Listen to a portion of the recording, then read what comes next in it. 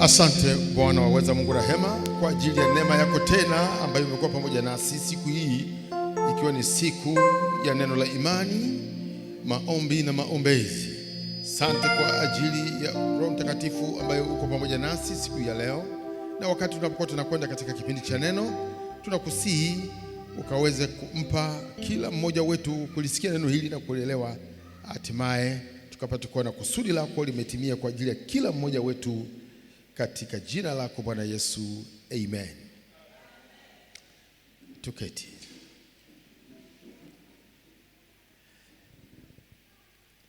Neno letu ambalo tunalisikia siku ya leo ni chini ya kichwa kisemacho kuwa ndani ya Yesu.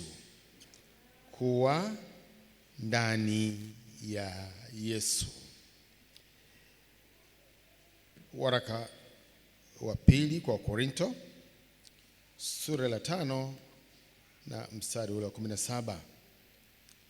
Waraka kwa Korinto wa pili sura la 5 na mstari ule wa 17.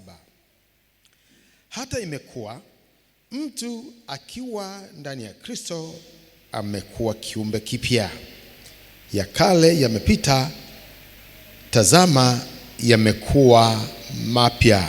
Sasa tunajifunza habari ya kuwa ndani ya Yesu.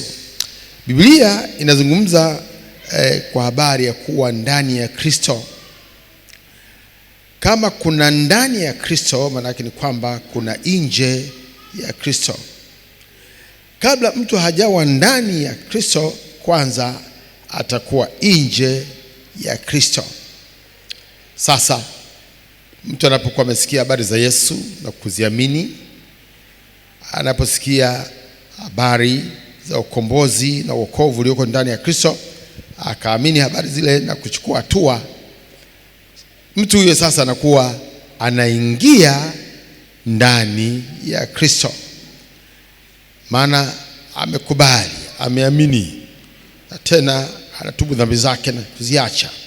Mtu huyo sasa anaingia ndani ya Kristo, na anapokuwa yuko ndani ya Kristo anakuwa kiumbe kipya, anakuwa amezaliwa mara ya pili kwa Roho. Maana kilichozaliwa kwa mwili ni mwili, na kilichozaliwa kwa Roho ni roho. Na anapokuwa kiumbe kipya kwa kuzaliwa kwa Roho, ya kale yanakuwa yamepita. Yale mambo ya zamani alipokuwa nje ya Kristo yanakuwa yamepita, na sasa yanakuwa mapya. Bwana Yesu asifiwe. Bwana Yesu asifiwe sana. Kwa sababu hiyo tunapaswa kujua yale yanayomhusu mtu aliye ndani ya Kristo kuliko yale ambayo tunayafahamu tulipokuwa nje ya Kristo. Na tunasikia au tunaliona neno hili ambalo alilizungumza Mtume Paulo kwa Galatia. Yeye ambaye hapo mwanzo alipokuwa nje ya Kristo alikuwa ni mtu aliyekuwa kinyume. Alikuwa kinyume na Yesu, alikuwa kinyume na wanafunzi wa Yesu. Akawa anahusika katika kuwaua na kuwakamata na kuwatia gerezani na kuwafunga namna hiyo, yeye mwenyewe akiwa anafanya hivyo. Lakini hatimaye huyo Sauli alikuja kukutana na Yesu, akamwamini Kristo, na tena akawa mtumishi wake. Sasa akawa ni Paulo mtume. Tupate uzoefu ule ambao anauzungumza Paulo mtume ndani ya Yesu katika Galatia sura la 2 na mstari ule wa 20.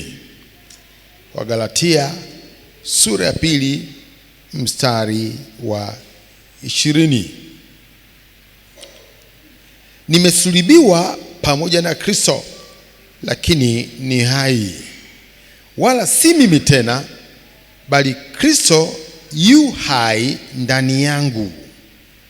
Na uhai nilio nao sasa katika mwili, ninao katika imani ya mwana wa Mungu, ambaye alinipenda akajitoa nafsi yake kwa ajili yangu.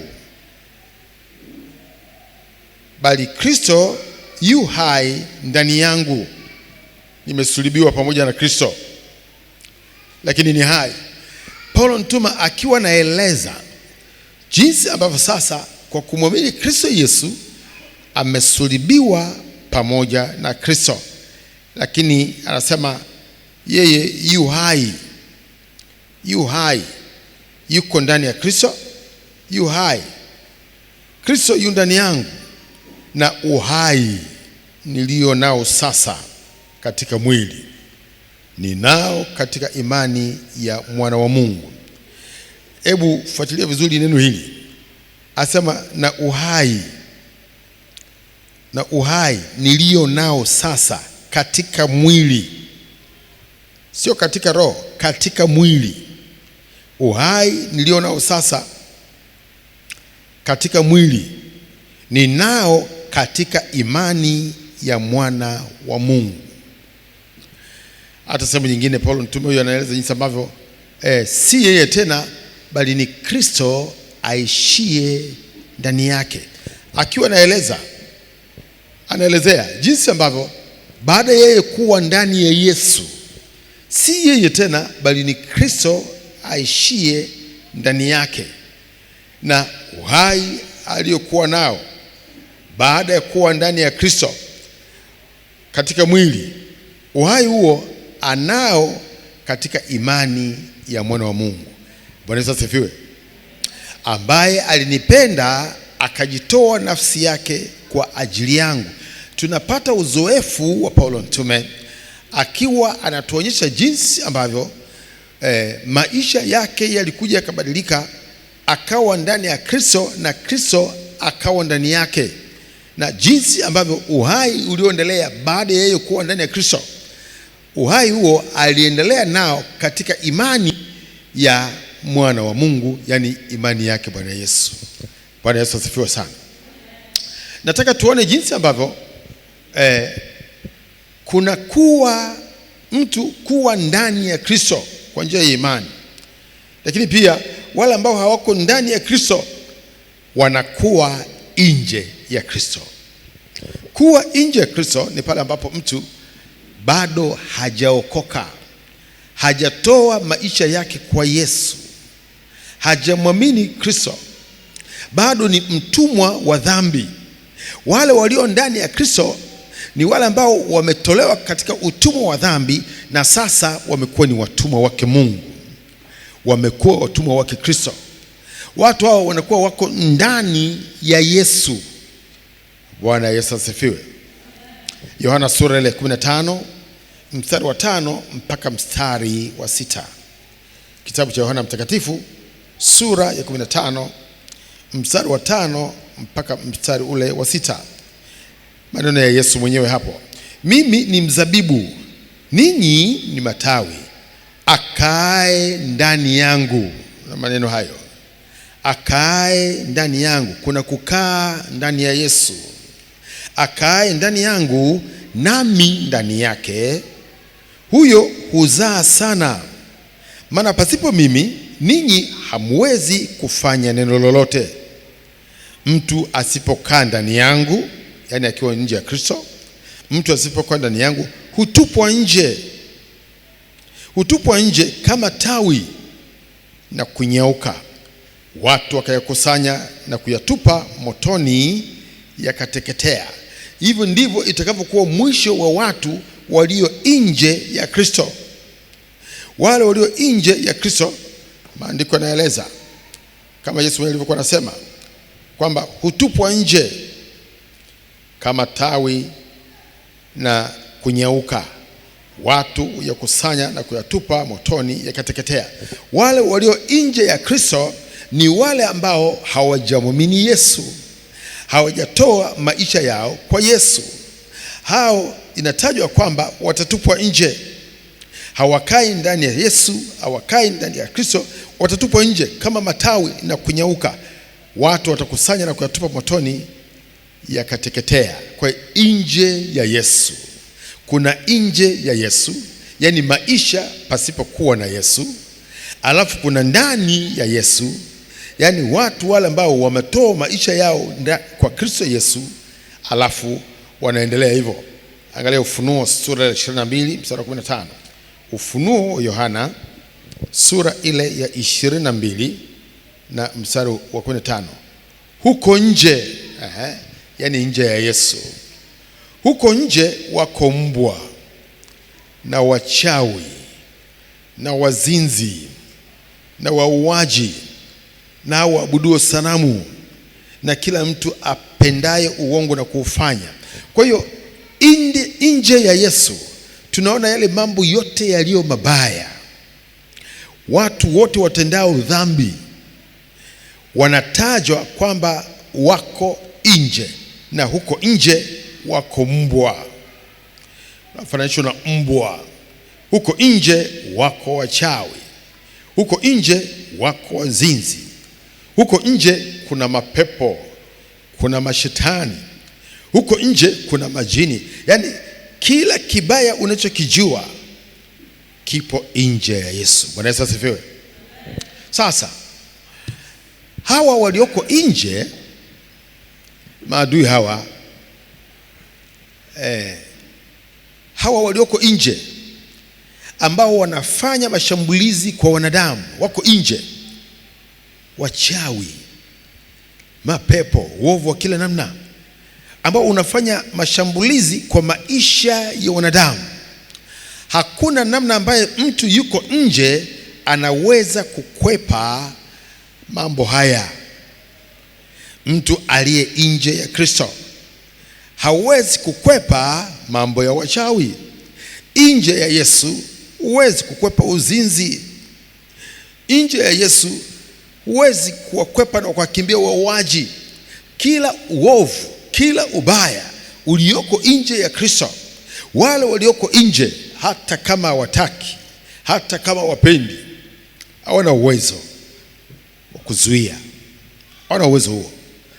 Na nje ya Yesu ndiko yaliko mbwa, ndiko yaliko mapepo, ndiko yaliko magonjwa, ndiko kuliko na kila kitu ambacho nakiona leo ni shida na tatizo kwa maisha ya wanadamu.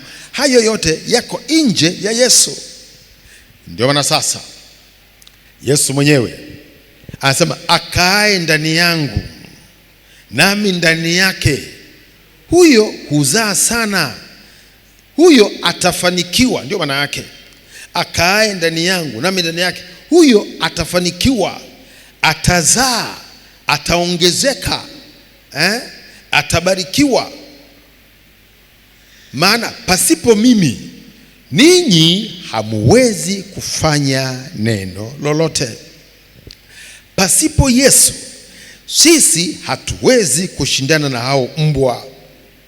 Pasipo Yesu hatuwezi sisi tukashindana na hao wachawi. Pasipo Yesu hatuwezi sisi kushindana na uzinzi, kushindana na uovu wa kila namna. Pasipo Yesu haiwezekani. Bwana Yesu asifiwe. Haiwezekani kwa herufi kubwa, haiwezekani. Ndio maana ni muhimu sana kulifahamu hili, sisi ambao kwa neema tumekwisha kumjua Kristo, kwamba tukiwa ndani ya Yesu tupo salama, lakini tukiwa nje ya Yesu hatuwezi kuwa salama, haiwezekani. Warumi sura ya 8 mstari 30 mpaka 31. Warumi sura ya 8 mstari wa 30 mpaka 31. Na wale aliowachagua tangu asili, hao akawaita, na wale aliowaita, hao akawahesabia haki. Aliowachagua tangu asili, Biblia inazungumzia hapa watu waliookolewa. Yesu anasema, si ninyi mlionichagua mimi, bali ni mimi niliochagua ninyi, nikawaweka mwende mkazae matunda, na matunda yenu yapate kukaa. Kwa hiyo tunaitwa sisi kwamba tuliochaguliwa tangu asili. Bwana Yesu asifiwe. Yaani tumechaguliwa tangu zamani, ilikuwa ni mpango wa Mungu. Yeye ndiye alituchagua, ndiye aliyetuita. Na wale aliowachagua tangu asili, hao akawaita. Wale aliowaita, hao akawahesabia haki. Na wale aliowahesabia haki, hao akawatukuza. 31. Basi tuseme nini juu ya hayo? Mungu akiwapo upande wetu, ni nani aliye juu yetu? Kiwa Mungu huyu ametuchagua, Yesu Kristo alituchagua, akatuokoa, tupo ndani yake na yeye yuko ndani yetu. Biblia inasema kwamba alituchagua tangu asili, ametuita, ametuhesabia haki. Namna hiyo ametusamehe dhambi zetu. Anasema sasa ametutukuza. Yaani kwa kufanya hivyo Yesu ametutukuza, ametuinua, si kwa sababu ya sifa tulizo nazo, lakini katika mpango wake.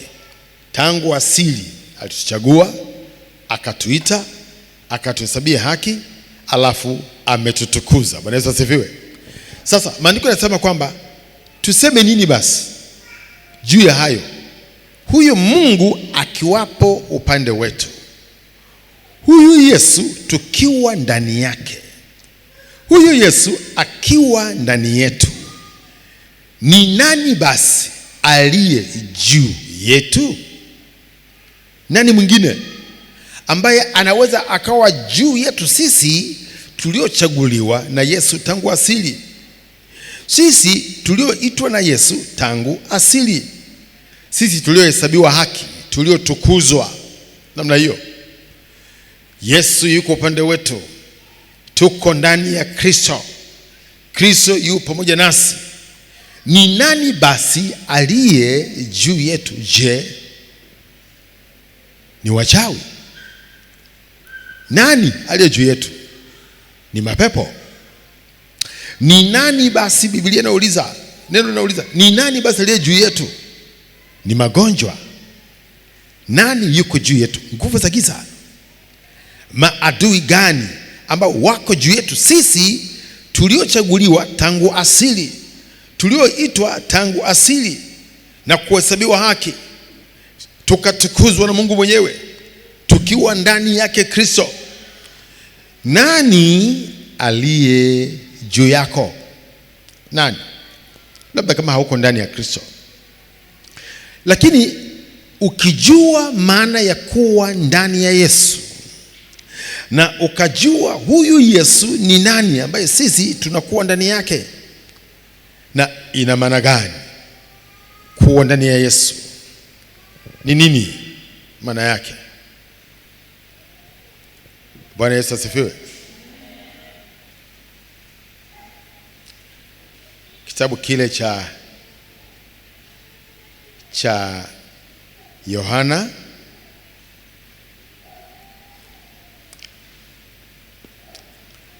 Yohana sura ile ya 3 mstari wa 31. Yohana sura ya 3 mstari wa 31. Yeye ajaye kutoka juu, huyo yu juu ya yote. Yeye aliye wa dunia, asili yake ni ya dunia, naye anena mambo ya duniani. Yeye ajaye kutoka mbinguni yu juu ya yote. Bwana Yesu asifiwe. Maandiko hapa yanamnena Yesu Kristo kwamba ni yeye aliyekuja kutoka juu, alikuja kutoka juu mbinguni. Amen. Ndio maana yake. Hata mahali pengine anasema kwamba ninyi ni wa chini, mimi ni wa juu. Yeye alikuja kutoka juu mbinguni. Maandiko yanamtaja kwamba yu juu ya yote. Mambo yote yaliyo na asili yake hapa duniani, yeye yuko juu ya hayo yote. Yuko juu. Asili yake sio ya dunia, asili yake ni ya juu. Yeye aliye wa dunia, asili yake ni ya dunia, naye anena mambo ya duniani. Yeye atokaye yeye ajaye kutoka mbinguni, yu juu ya yote. Kwa hiyo tunapozungumzia habari za Yesu Kristo, yeye asema kwamba mtu akiwa ndani yangu, mtu aliye ndani ya Kristo, mtu aliye ndani ya Kristo, huyo maandiko yanamnena kwamba yuko ndani ya Kristo aliye juu ya yote. Amen. Yuko juu ya Yesu aliye juu ya yote. Na mtu akiwa ndani ya Kristo amekuwa kiumbe kipya, ya kale yamepita, tazama yamekuwa mapya. Kwa hiyo kuna upya, kuna kufanyika upya katika roho. Maana kilichozaliwa kwa roho ni roho, na kilichozaliwa kwa mwili ni mwili. Kwa hiyo mtu akiwa ndani ya Yesu anakuwa amefanyika upya, na ya kale yamepita, tazama yamekuwa mapya. Maana yake ni kwamba mtu anapokuwa ndani ya Kristo Yesu anatakiwa kujua kwamba historia yake inabadilika kabisa. Jambo ambalo katika mwili mara nyingi ni watu wachache sana ambao wanaliamini hili, kwamba wako ndani ya Yesu aliyekuja kutoka juu, aliye juu ya yote, na kwamba kila kitu kinabadilika, historia inabadilika. Maana anasema akae ndani yangu nami ndani yake, huyo huzaa sana. Ndicho kitakachoonekana. Uko ndani ya Yesu na Yesu yuko ndani yako, wewe lazima uzae sana. Kama kuna tatizo, ni tatizo ambalo linatokana na wewe mwenyewe kwa kutokujua na kuyaamini maneno ya Mungu. Lakini tunapokuwa ndani ya Kristo, tunazaliwa upya, tunaanza upya, mambo yanakuwa mapya, tunakuwa kiumbe kipya. Tulikuwa hatuzai, sasa tutazaa sana. Tulikuwa tuna mafanikio, sasa tutafanikiwa sana.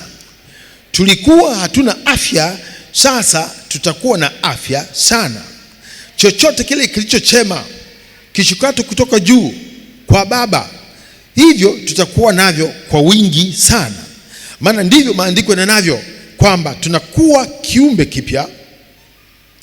Ya kale yanatakiwa yapite, yanayokuja ni mapya. Ni juu yako kusimama katika neno hilo, kwamba ya kale yawaye yoyote yale ambayo yalikuwa si mema kwako, yaliyokuwa yanakutumikisha, yaliyokuwa yanakutesa.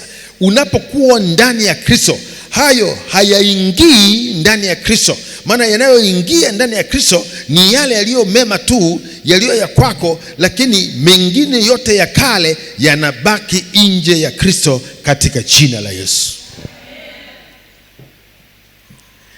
Ni kama vile tutakavyokuwa tunaingia katika mji mpya wa Yerusalemu. Maandiko yanaeleza jinsi ambavyo maombolezo, kilio, huzuni, magonjwa, si machozi, si vitu gani, hivyo vyote havitakuwa na nafasi tena ndani ya mji mpya, Yerusalemu mpya ya mbinguni, katika jina la Yesu. Na vivyo hivyo wakati tulio nao kwa imani, wewe mtu wa Mungu, kama kuna mambo ya zamani ambayo yanakufatafata, yahoji hayo yanakufata kwa namna gani? Kwa sababu wewe umekwisha kuwa kiumbe kipya, na tena ndani ya Kristo umekuwa kiumbe kipya, na Kristo ndani yako. Na kwa sababu hiyo, ya zamani yatakiwa yao yamepita, sasa yanayohitajika ni mapya. Kwa nini bado ya zamani yaendelee kukufata? Kwa nini ya zamani yaendelee kukutumikisha? Kwa nini mateso ya zamani bado yako pamoja na wewe? Kwa nini wakati wewe ni kiumbe kipya? Sasa wengine kwa kutokujua,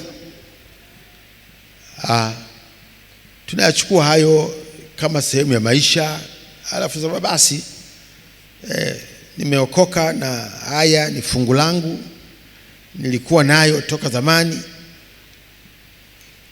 Mtume Paulo akasema nimesulubiwa pamoja na Kristo. Kusulubiwa ni kuteswa. Tunapokuwa tunasulubiwa, unaosulubiwa ni mwili. Bwana asifiwe. Unaosulubiwa ni mwili, na mwili ambao umesulubiwa pamoja na Kristo, mwili huo huwa unakufa, na kwa sababu unakuwa umekufa, mambo yale yote ya zamani yatokanayo na mwili, hayo nayo huwa yanakufa. Huyu mtu anazaliwa mara ya pili, na tena anazikwa na kufufuka katika upya wa uzima pamoja na Kristo. Ya kale yote yanatakiwa yabaki, yale yaliyo mapya katika Kristo yanazaliwa, na mtu huyu anakuwa ni kiumbe kipya katika jina la Yesu. Lakini wengi kwa sababu ya kutokujua na imani chanzo chake, lazima uwe umelisikia lile neno, uwe umeelewa nalo lile neno, kwamba ni kitu gani kinachofanyika wewe unapokuwa unasulubiwa na hatimaye kufa na kuzikwa na kufufuka pamoja na Kristo. Biblia inasema kwamba hayo yanafanyika katika upya wa uzima, ili kule kuwa kiumbe kipya kuweze kutimia. Angalia kitabu cha Warumi sura la 6.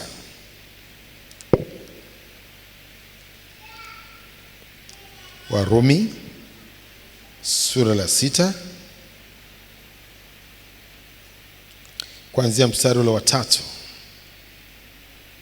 Hamfahamu ya kuwa sisi sote tuliobatizwa katika Kristo Yesu tulibatizwa katika mauti yake? Basi tulizikwa pamoja naye kwa njia ya ubatizo katika mauti yake, kusudi kama Kristo alivyofufuka katika wafu kwa njia ya utukufu wa Baba, vivyo hivyo na sisi tuenende katika upya wa uzima.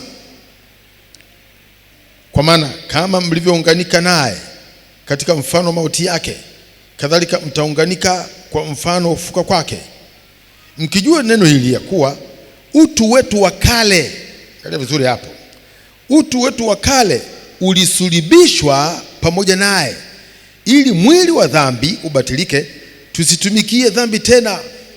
Sasa sio kutumikia dhambi tena tu, lakini pamoja na kutumikia magonjwa, kutumikia madhaifu mbalimbali, kila kitu kibatilike, maana tumefanywa upya ndani ya Kristo Yesu. Bwana asifiwe. Sisi sote tulisulubiwa pamoja na Kristo pale tulipomwamini Kristo Yesu kuwa Bwana na Mwokozi.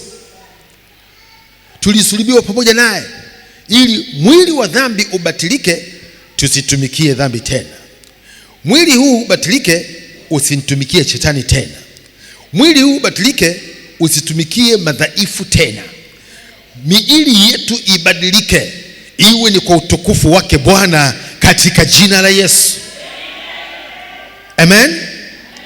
Kwa sababu sasa tuko ndani ya Yesu asiye dhaifu, tuko ndani ya Yesu asiyeugua, tuko ndani ya Yesu asiye na mapepo, tuko ndani ya Yesu ambaye majini yanamwogopa katika jina la Yesu.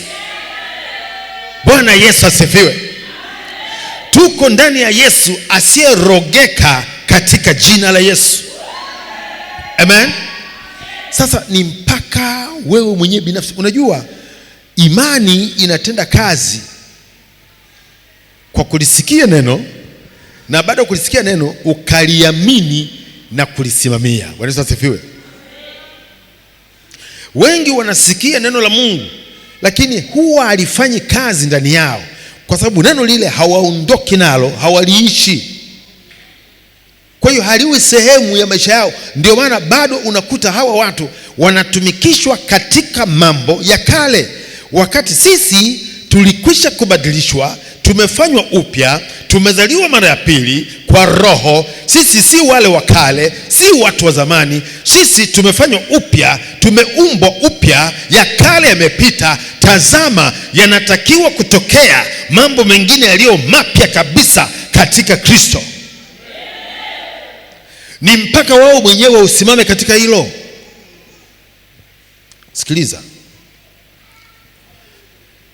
Kuna mambo ambayo utayaishi duniani au utapata uzoefu nayo, lakini lililo la msingi sana ni wewe lazima uamini. Amen.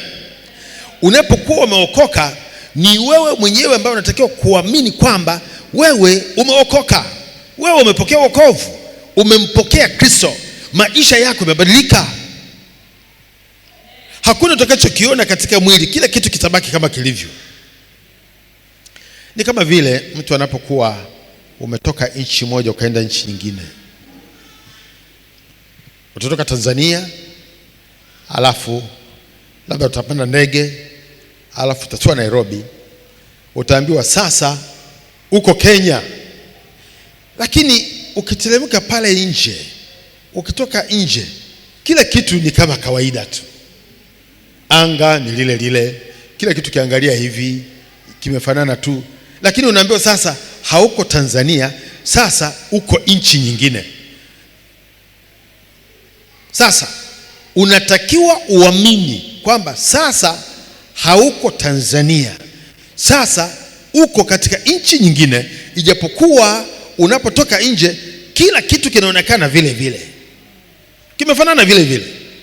Lakini ujue uko kwenye nchi nyingine, kwenye mamlaka nyingine, kwenye sheria zingine, na kila kitu kinakuwa ni kingine mbali na kule ulikokuwa mwanzo.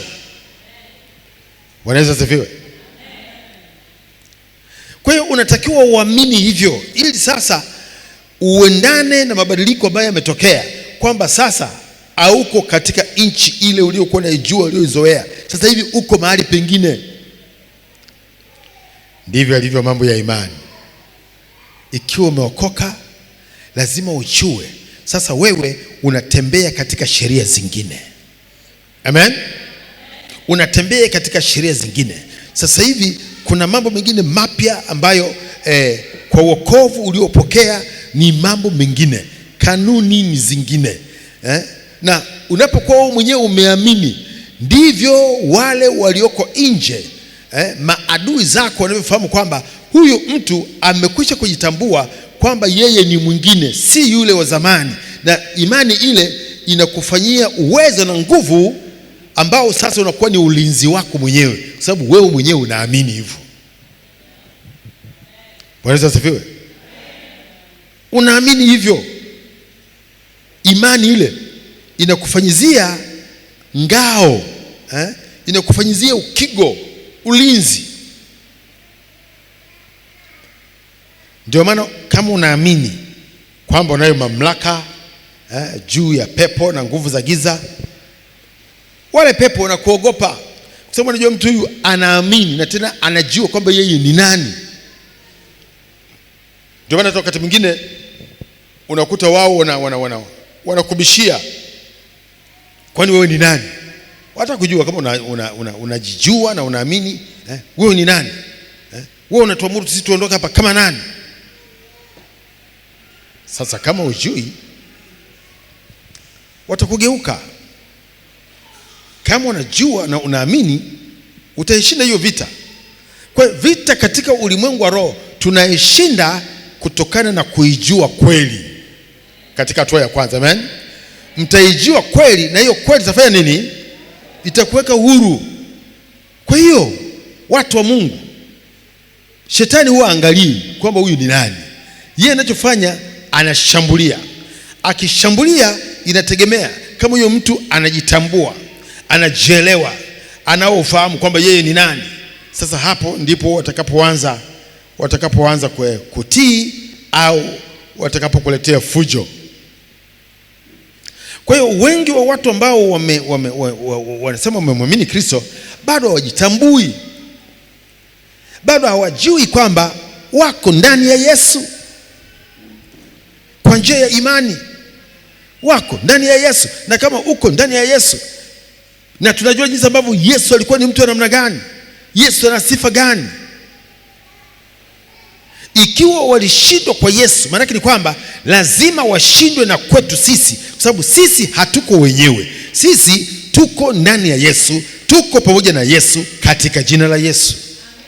Bwana Yesu asifiwe. Ndio maana maandiko yanasema hivi, basi tuseme nini juu hayo? Mungu akiwapo upande wetu, ni nani aliye juu yetu? Nani mwenye mamlaka zaidi ya huyo Mungu, zaidi ya huyo Yesu tuliyemwamini? Ni nani atakayeweza kuwa na mamlaka zaidi yake yeye ambayo sisi tuko ndani yake?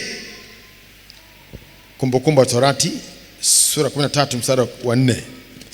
Kumbukumbu 13:4. Tembeeni kwa kumfuata Bwana Mungu wenu, mcheni na kushika maagizo yake na kuisikia sauti yake, nanyi mtumikieni na kushikamana naye. Ikiwa tuko ndani ya Yesu, kama sisi ni wanafunzi wake, hakuna atakaye kuwepo upande wa kuwa kinyume nasi akawa juu yetu, hayuko. Lakini tunatakiwa sisi, ikiwa ndani ya Kristo, tutembee kwa kumfuata Bwana Mungu wetu, tumche huyo Mungu wetu na kuyashika maagizo yake, tuisikie sauti yake, tumtumikie na kushikamana naye. Bwana Yesu asifiwe. Bwana Yesu asifiwe. Katika hali hiyo ya imani tulio nayo ya kuamini kwamba tuko ndani ya Kristo, ya kale yamepita, sasa yamekuwa ni mapya ndani ya Yesu. Tuko ndani ya Yesu aliye juu ya yote, aliye Bwana na Mwokozi wetu, yeye ambaye amesema kwamba pasipo yeye sisi hatuwezi kufanya neno lolote bila yeye, kwa maana kwamba yeye ndio mwenye uwezo wote, mwenye nguvu zote, mwenye mamlaka yote. Hata maandiko mahali pengine yanamshuhudia, ukisoma katika ile Mathayo 28 mstari 18, kwamba anayo mamlaka yote juu mbinguni na chini duniani, huyo Yesu. Sasa hapo ndipo tunapoweza kuona lile kusudi la Mungu ambalo aliliweka kwa ajili yetu, pale ambapo anasema kwamba alituchagua tangu asili, alituita tangu asili, akatuhesabia haki tangu asili, akatutukuza tangu asili.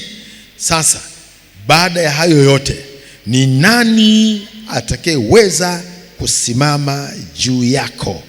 Nani? Nani huyu? Kumbukumbu la Torati 11 mstari 25. Kumbukumbu 11:25.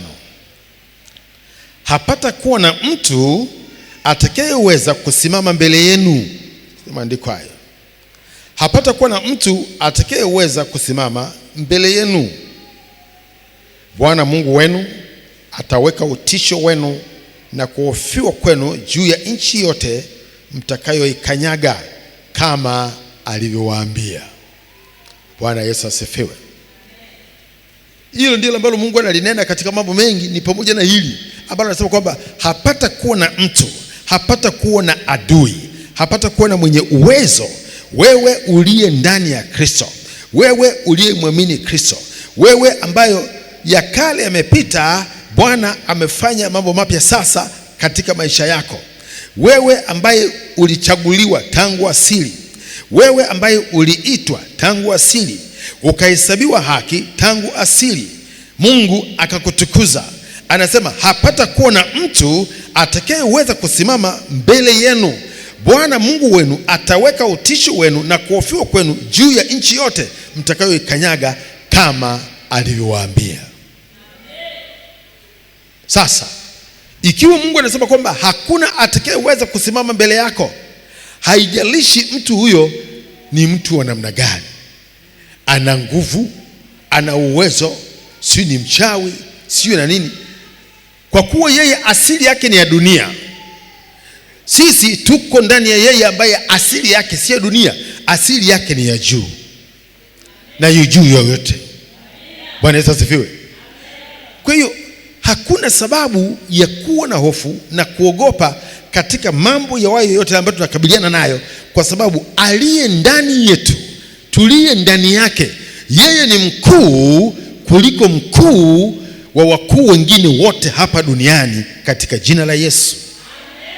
Maana yuko mkuu wa ulimwengu huu, au yuko Mungu wa ulimwengu huu, huyo ni mdogo sana kwake yeye aliye juu ya yote, aliyetoka juu mbinguni, katika jina la Yesu. Maana yeye ana mamlaka yote, ana uwezo wote. Na Bwana anasema hapata kuwa na mtu atakayeweza kusimama mbele yenu. Hapata kuwa na wachawi watakaoweza kusimama mbele yenu.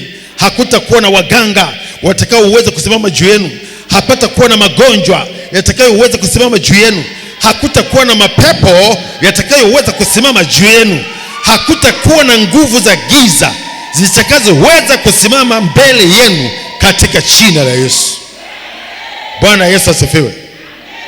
Yeremia 1:18 mpaka 19. Kitabu kile cha Yeremia sura ile ya kwanza mstari wa 18 mpaka mstari wa 19. Maana tazama, nimekufanya leo kuwa mji wenye boma na nguzo ya chuma na kuta za shaba juu ya nchi yote, juu ya wafalme wa Yuda, juu ya wakuu wake, juu ya makuhani wake, na juu ya watu wa nchi hii. Nao watapigana nawe, lakini hawatakushinda, maana mimi niko pamoja nawe, asema Bwana, ili nikuokoe. Bwana Yesu asifiwe. Haya ni maneno ambayo wanaambiwa watu wale ambao Mungu anasema aliwachagua tangu asili, akawaita tangu asili, namna hiyo akawahesabia haki tangu asili na kuwatukuza. Watu ambao wamezaliwa mara ya pili, watu walioko ndani ya Kristo Yesu, wamwamini yeye aliyetoka juu, aliye juu ya yote, yeye akiwa upande wako. Ni nani aliye juu yako? Maandiko yanauliza, Mungu anauliza, na anasema tazama, nimekufanya leo kuwa mji wenye boma. Mji wenye boma maana yake kwamba ni mji ambao una fence, ambayo hakuna adui anaweza kuingia ndani yake.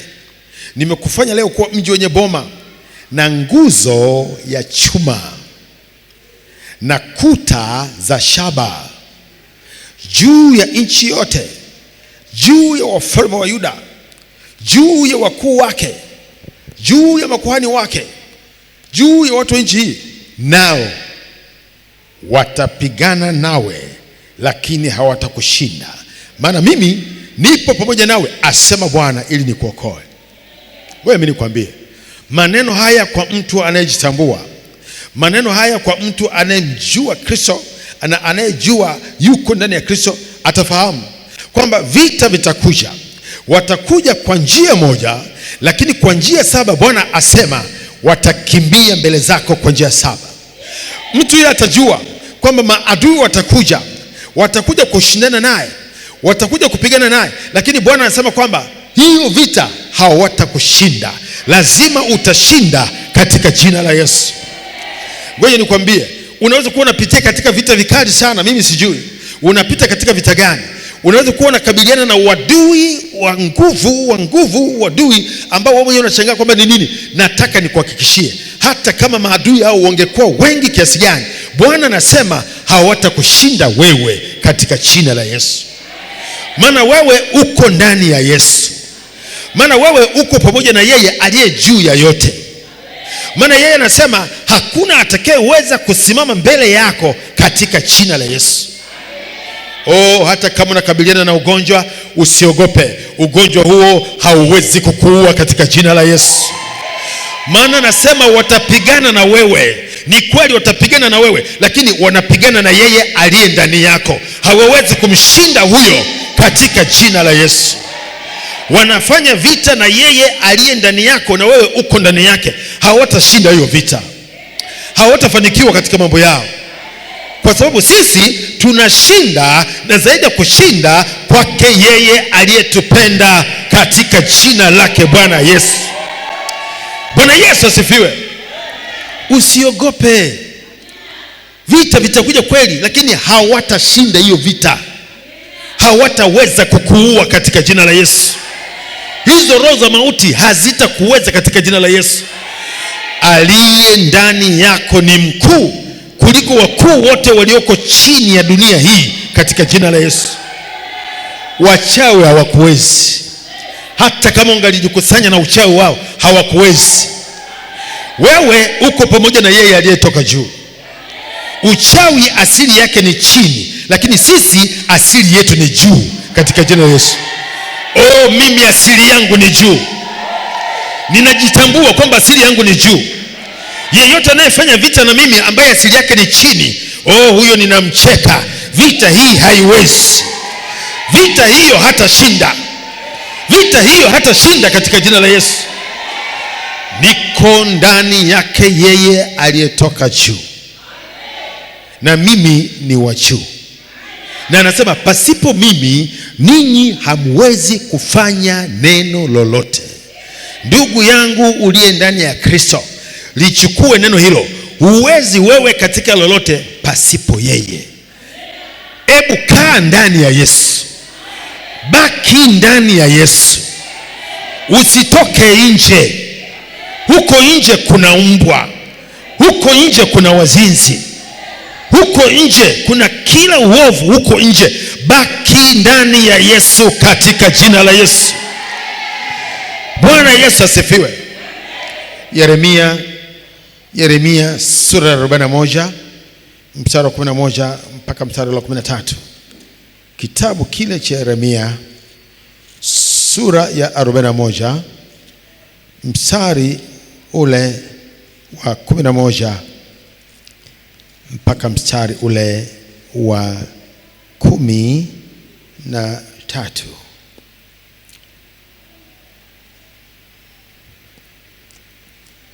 Yeremia 41 mstari wa 11 mpaka 13.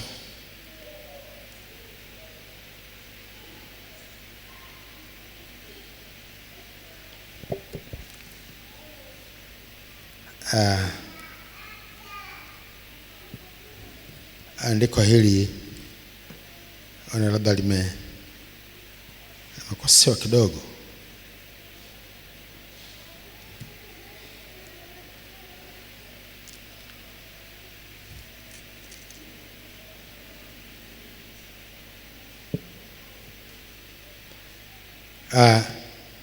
Katika neno hili ambalo tunataka kuliangalia hapa sasa hivi,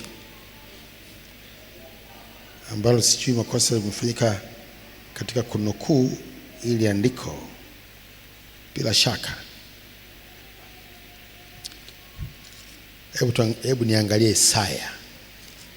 Kuna mahali kidogo kumefanyika hilo kosa. Itakuwa ni Isaya, sio Yeremia. Itakuwa ni Isaya 41 mstari wa 11 mpaka 13. Itakuwa ni Isaya. Katika kuandika hapa nimefanya makosa. Itakuwa ni Isaya. Ndiyo, Isaya.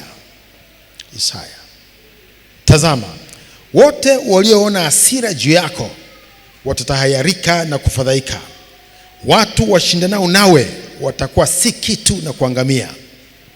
Utawatafuta wala hutawaona. Wale wapiganao nawe watakuwa si kitu, watakuwa kama kitu kisichokuwa, wale waliofanya vita juu yako. Kwa maana mimi Bwana Mungu wako nitakushika mkono wako kuume, nikikwambia usiogope, mimi nitakusaidia. Bwana Yesu asifiwe. Sari katika kitabu hichi cha Isaya tunaona hapa jinsi ambavyo Mungu anavyozungumza kwa watu wale aliowachagua tangu asili, watu wale aliowaita tangu asili, akawahesabia haki tangu asili, akawatukuza.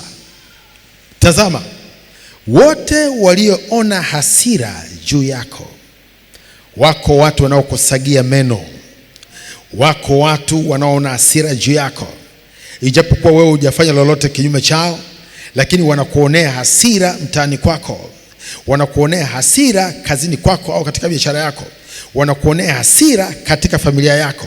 Maadui zako wote walio na hasira juu yako watatahayarika na kufadhaika.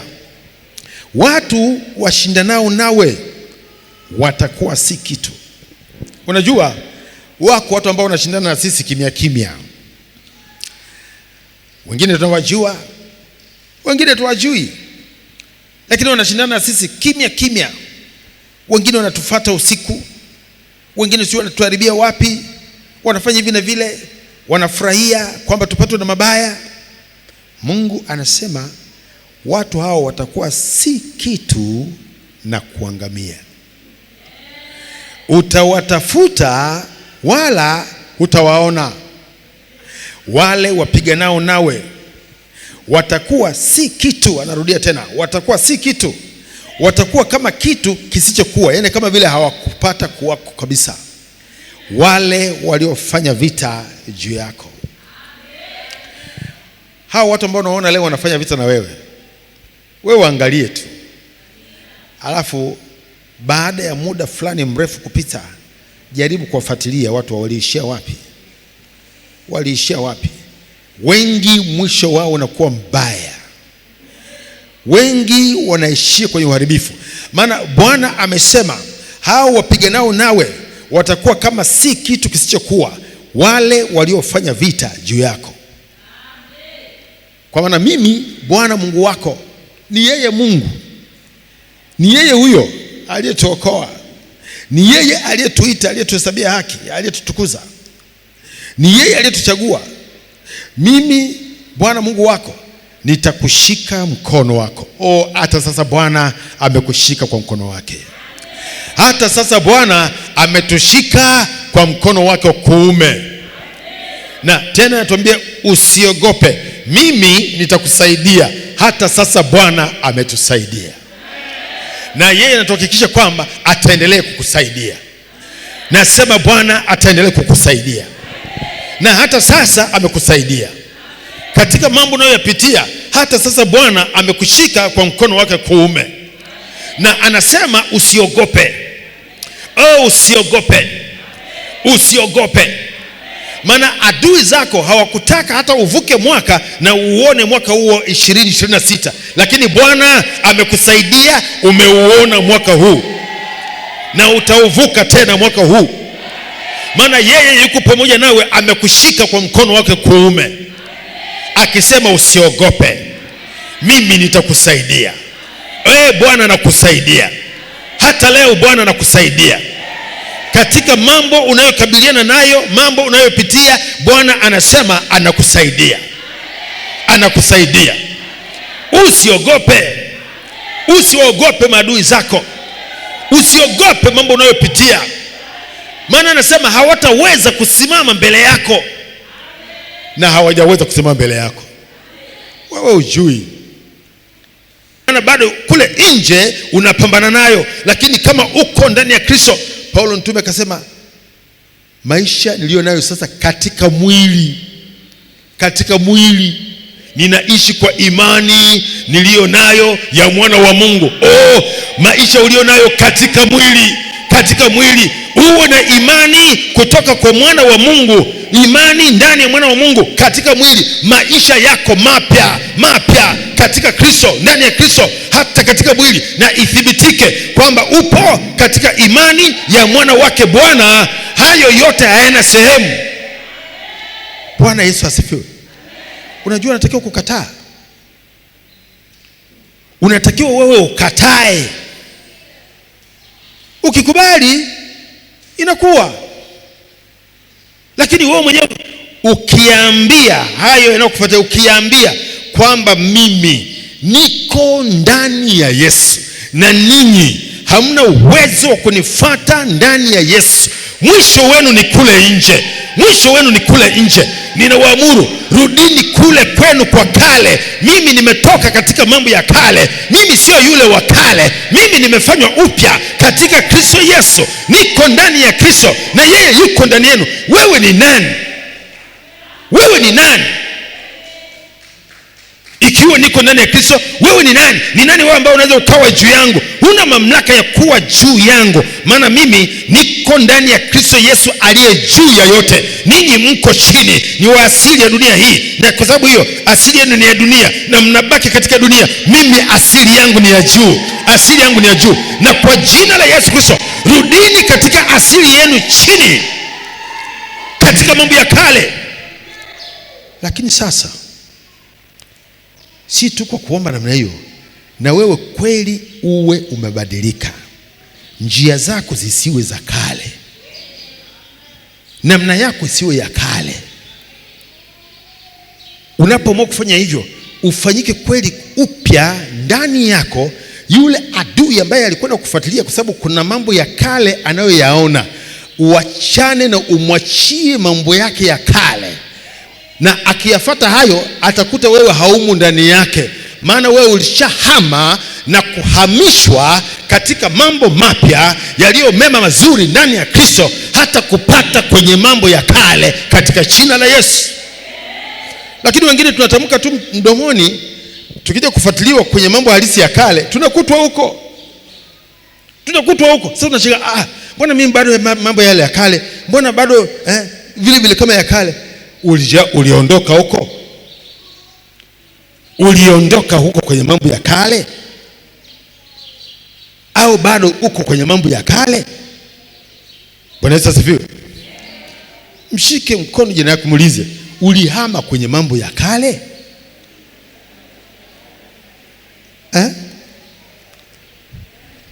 Kwa sababu huko ni nje, utakutana na mbwa tu huko, mtakutana huko.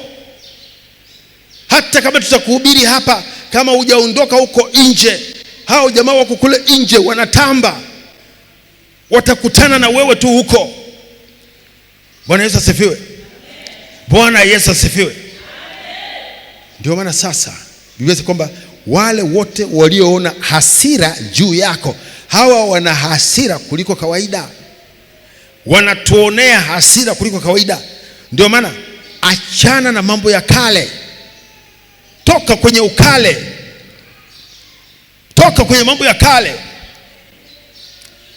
Fanya moyo wako kuwa mpya, fanya maisha yako kuwa mapya, zifanye njia zako kuwa mpya, ili uachane na wale wakale ambao tulikutana nao kale kwenye mambo ya kale, wakawa ni tanzi, wakawa ni mzigo, wakawa wanatutesa, watesi wetu hao kwenye mambo ya kale. Achana nao kwenye mambo ya kale, hawatakupata kwenye mambo mapya, hawatakupata kwenye upya ambao Bwana ameufanya kwa ajili yako katika ulimwengu wa roho. Hawatakupata hapo, wala hawataweza kusimama mbele yako. Hata wakija hawataweza kusimama mbele yako katika jina la Yesu. Bwana Yesu asifiwe. Maana Bwana ametupa upya kwa maisha haya, ambayo ndani yake kuna nguvu zake na uwezo wake, ndani yake kuna ushindi katika jina la Yesu. Amen. Hapata kuwa na mtu atakayeweza kusimama mbele yenu.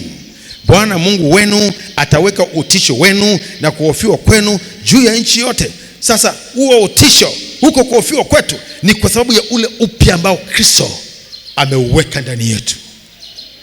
Kutakuwa na utisho, kutakuwa na hofu. Watashangaa kwamba huyu ni yule ambaye nilikuwa ninamburuza. Ndio, huyu nilikuwa namburuza, imekuwaje? Ndio, Bwana amefanya kitu kipya. Bwana ametuumba upya, ametufanya kuwa viumbe vipya. Ndio maana anaondoa ule ukale. Ule ukale ndio ambao unatuletea shida, na wengi bado wanapenda kukaa kwenye ukale. Sasa hutaweza kuenjoy upya wa Kristo kama bado wewe mwenyewe unapenda mambo ya kale, upendi mabadiliko.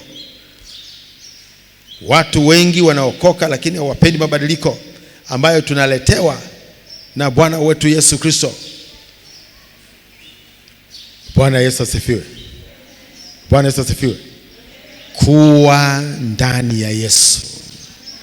Kuwa ndani ya Yesu ni mabadiliko halisi yanayotutoa katika ukale ambao ulikuwa unafungua milango ya kutumikishwa na adui zetu, ukale uliokuwa unakuwa sababu ya mateso, ukale ambao ulikuwa ni matatizo matupu kila upande.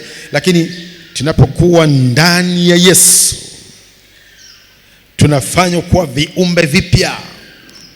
Ya kale lazima yapite, mambo ya zamani lazima yapite, mateso ya zamani yanaisha, kuonewa kunakwisha, sasa inakuwa ni mambo mapya.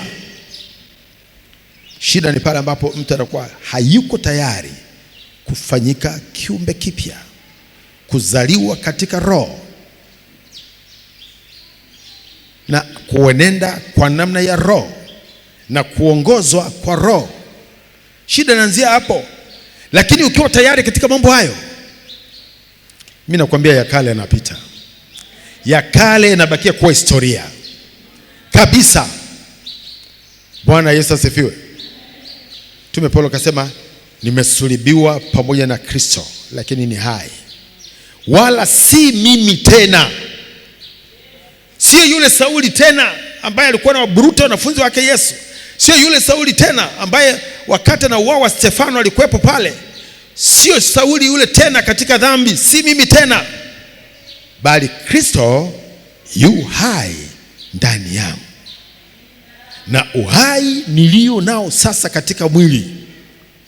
Maneno haya ni mazito ambayo wengine sijui kama tunaelewa maana yake.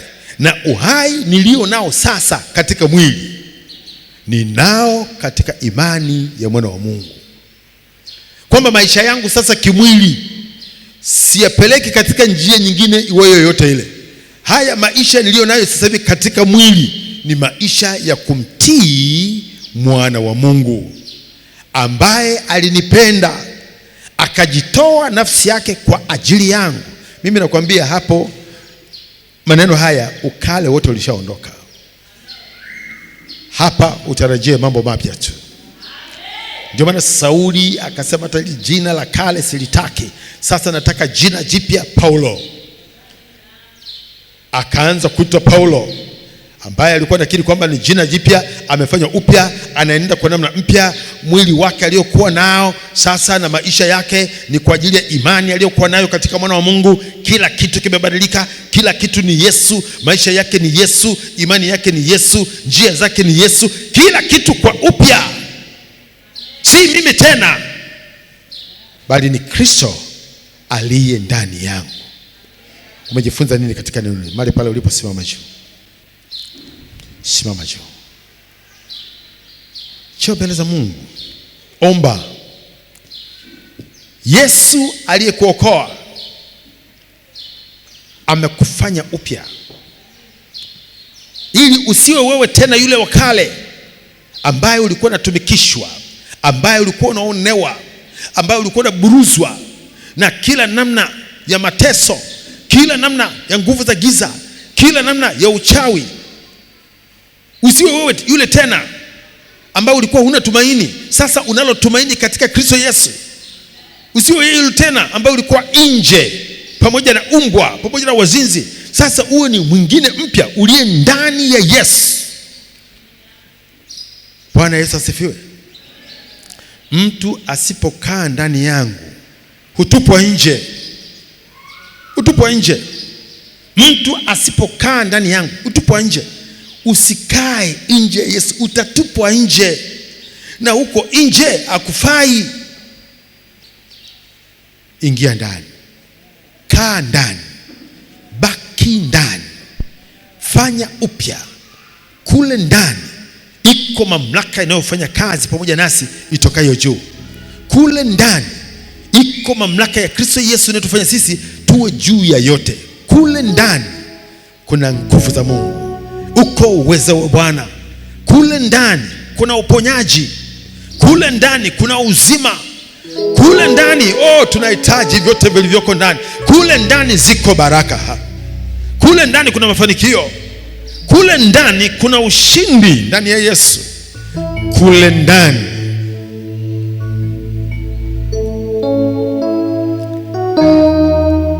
njoo mbele za Bwana. Hapa Bwana Yesu, nimesikia juu ya kuwa ndani yako. Kwa hakika hata sasa hivi sijawa ndani yako.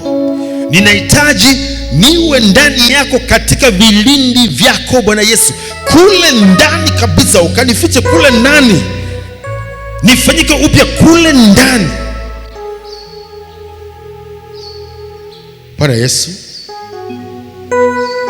ndivyo ulivyosema, hata imekuwa mtu akiwa ndani ya Kristo amekuwa kiumbe kipya, ya kale yamepita, tazama yamekuwa mapya. Tazama yamekuwa mapya. Njoo mbele za Bwana, omba. Umejifunza nini? Umepokea nini? Umepokea nini? Paza sauti yako, omba. Paza sauti yako, omba. Mwambie Bwana, asante kwa ajili ya neno hili. Asante kwa ajili ya neno hili. Ni kweli ni neno ambalo nilikuwa ninalijua, ninalisoma, ninalifahamu,